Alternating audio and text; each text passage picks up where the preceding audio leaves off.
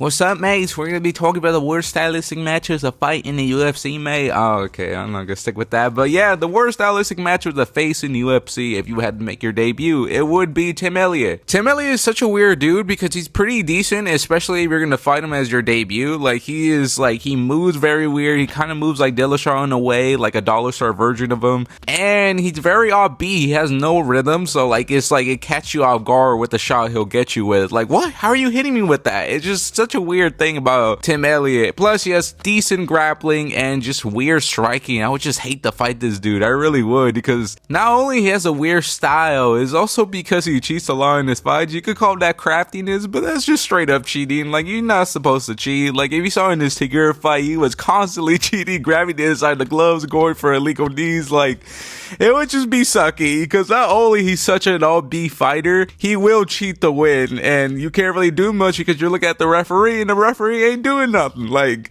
I don't know, that's something else the UFC needs to fix. Like, you can't let this dude just cheat on me. Pause. You get what I'm trying to say in a cheating way? Nah, you get what I don't even know what I'm saying, but you get what I'm trying to say. Like, it's not really cheating, but well, actually is cheating. I don't want to talk about there. Like, you can't grab the inside of somebody's glove. You just can't. I'm sorry. Or low blows. Like, but Tim Elliott does it though. So he's a crafty individual when it comes to that. So cheating and also being a weird dude with no rhythm is just, that's Tim Elliott, man. That would be a sucky dude to fight as your debut fight. I'm just saying. So moving on to the next one. MVP, that's a dude that would be very annoyed trying to close the distance with. Like, if you don't close the distance with MVP, you're gonna have a terrible night, because it's just, he's gonna be moving too fast. You're not gonna be able to catch him, even though he's like 40 years old. Like, it makes no sense how fast he moves. However, though, the only downside to that for MVP would be, like, if you just don't go at all, then he's kind of lost on the feet, because he's like, what? You're not gonna come in with your chin up in the air and try to attack me? Like, he'll just sit there. So, like, you could technically have a close fight with them. So he is kind of annoying, but like, if you don't go forward, you're gonna, on paper, you're gonna have a close fight with MVP. Wait, 3 strikes to 2? Like, how are you going that close with him? Split decision, argue robbery. Like, this is the thing. If you fight MVP, you could ironically have a close fight with him without even fighting, really. Like, that's the thing about MVP. He doesn't really throw a lot of strikes, so you don't have to really worry about being damaged, really. He will push you down, though. So, like, say if he comes in with a 1-2 and you didn't really get rocked, he will push you to make it look like a knockdown. That is something about MVP he's really good at. He's very good at not really doing a lot, but he makes himself look so good in comparison of doing nothing. He wins the fight off of that. You get what I'm trying to say right here, right? Like, he is good at doing nothing, making himself look good doing nothing. Like, that's kind of MVP style. Like, there's not a lot going on in the fight. There's like 10 punches per round if you're lucky. Like, that's the thing. So if you don't go forward, you can ironically have a close fight with MVP. But if you're trying to win, oof, you're gonna have a bad night for you. I'm not gonna lie to you, because he's just gonna push you down when he's going for that 1-2, or he'll really rock you for real, but you're not gonna get finished. You're always going to be looking silly because he's going to be emoting as well. Like, I would hate to fight MVP, bro. Like, if you actually are trying to win, you're just going to look goofy for the whole fight. Like, it's just sucky. It's a no-win situation. If you don't go forward, you still look goofy because everybody's going to blame you, but not MVP. So it's kind of a rough night for you, because you'll get no credit either way, because you're going to be looked at the dude that got either knocked out by MVP or schooled, or you went tit for tat for them, but you didn't try to win. So I don't know, it's a no-win situation there. So it will be sucky to fight MVP because he's such an annoying style to fight, and if you don't go forward, you'll look like the asshole. So yeah, would hate to fight MVP. So moving on to the next one. Yuri Prochazka, unless you have the counter ability of Carlos Ober or the power of Alex Pereira, you're not going to put this guy out cold. Like, it's going to be a rough night for you if you try to KO this guy. There is one thing, though. I do think he's a little weak to the body, and nobody really exploited it, really, except for the great Jamal Hill. Like, if you hit Yuri to the body, I feel like it'll be a tough time, but nobody has done it yet. So my theory is still not proven in that aspect. However, though, he is very tough to fight. Like, it'll be sucky because he's so goofy, because he'll be moving his head back and back and forth. And unless you're a very good counter striker, you're not gonna put this guy out cold. And on top of that, Yuri has crazy recovery. Like, he doesn't really have the greatest chin. It's mostly his recovery that's kind of saving him, because he has been rocked in multiple moments, but he survives because he has great recovery. Like, Dominic Reyes literally knocked out Yuri, but nobody talks about it is because freaking he recovered. Like, he has crazy recovery, man. Like, if he didn't land on Dominic Reyes, we would be living in a different world right now. That is crazy to think about. Like, if he didn't land on Dominic Reyes, he would be out cold. Like, I don't know what would be Yuri if he lost to Reyes. It would be a very weird timeline, but